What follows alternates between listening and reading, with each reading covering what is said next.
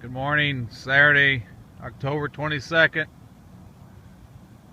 Beautiful fall day here at Glen. I'm out here on the fifth fairway.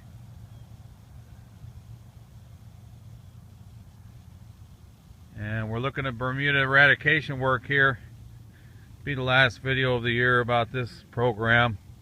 We've got a pretty good knockdown going here on the 4th, 5th, 7th, and 8th fairways from a spray we did a couple weeks ago. You can see here, this intermediate, we've got just a little strip of zoysia left here, but the rest of this is Bermuda grass. So I went ahead and sprayed this long pass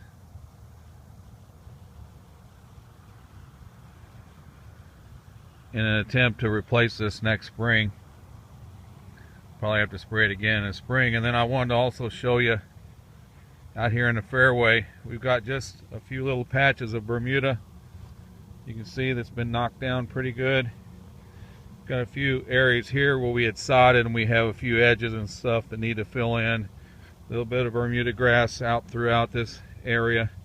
Not a huge amount, but there is Bermuda here. It's just like on all the fairways. There are spots of Bermuda that still try to come out and don't get completely killed. If we get a good maybe minus 5 degrees or 0 to 5 degrees this winter, might take some of this out, or at least take it out for a while instead of having spray chemicals. But you can see over here along the left intermediate, we've got some zoysia that's surviving this, but the onslaught for the Bermuda is really difficult for the zoysia to outcompete because it comes in from the rough and just literally crawls over top of the zoysia grass. But overall, I got some pictures that I need to put out of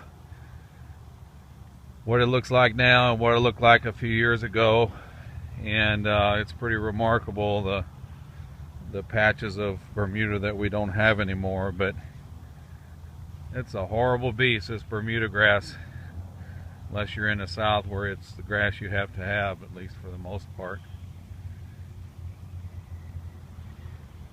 Of course, here it does provide some cover in the rough at times of year where the rough grass doesn't grow as much. But anyway, we delayed aerification for a week. We're working on our tractor, so you got a great week of golf coming up this week.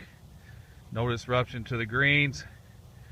You know, the disruption is not going to be real big. We go to about 8-9 inches with a 1/2 inch tine. Fill the holes with sand. Within about 2 weeks, they'll be healed up and be in good shape. And then we can just continue to keep playing. But I think overall it's definitely something we have to do and we need to do. But we'll delay it 1 more week. So come out and see us this weekend, next week, next weekend. Have a great day.